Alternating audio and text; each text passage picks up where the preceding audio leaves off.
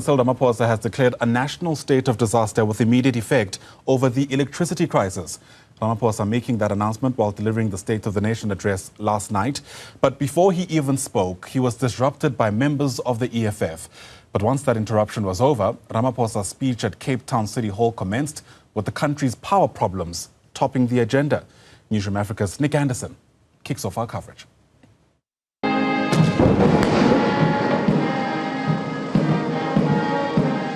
After the usual pomp and ceremony, once again at the Cape Town City Hall and not the National Assembly, as a result of the fire from last January, President Cyril Ramaphosa's State of the Nation address was delayed and disrupted.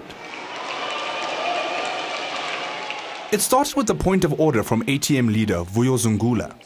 The second point of order, Speaker, is that you are disrupting speakers when they are addressing you. And Speaker, Honorable Zungula, you are violating Rule 66. Please take your seat, Honorable Zungula. He was eventually ordered to leave the House. I request you to leave the House. I do. After a few follow-ups from the EFF, Speaker Nosiviwe Mapisa-Nqakula made it clear that she will not tolerate any more points of order meant purely to disrupt the president. No, man. We can't be disrespected in this way. South Africans would like to listen to the State of the Nation address. While the EFF was walking out of the City Hall, some of the party's MPs attempted to rush the president's podium.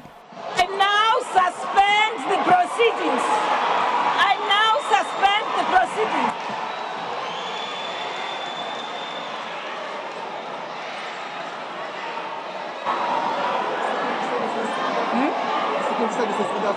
Security services, you may intervene. Security services of the Republic of South Africa, you now come into the chamber and remove the members.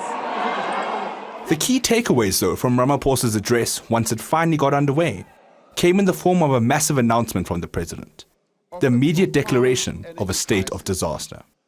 Now, in considering all these matters and the crisis that we are in, the National Disaster Management Center has consequently classified the energy crisis and its impact as a disaster. We are therefore declaring a national state of disaster to respond to the electricity crisis and its effect. Ramaphosa went on to make his case for what the state of disaster will allow the government to do. He insisted it will enable government to take practical measures to support businesses affected by load shedding, as well as to get the country back on track with an uninterrupted electricity supply. Where technically possible, it will also enable us to exempt critical infrastructure such as hospitals and water treatment plants from load shedding.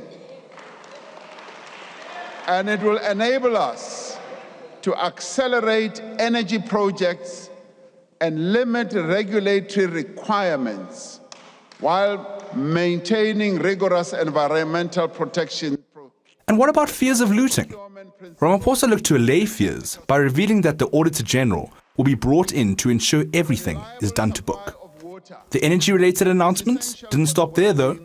Aside from the promise to ramp up a rollout of solar panels and related tax incentives to businesses, Ramaphosa has also announced that he will appoint another minister to the presidency to deal specifically with all things electricity. Now, to deal more effectively and urgently with the challenges that confront us, I will appoint a Minister of Electricity in the presidency to assume full responsibility for overseeing all aspects of the electricity crisis response. You better listen, including the work of the National Energy Crisis Committee. Now, the minister will focus full-time on the work with the ESCOM board and the management on ending load shedding and ensuring that the Energy Action Plan is implemented without delay. MPs will respond to and debate the president's address next week. For Newzroom Afrika on Channel 405, I'm Nick Andersen.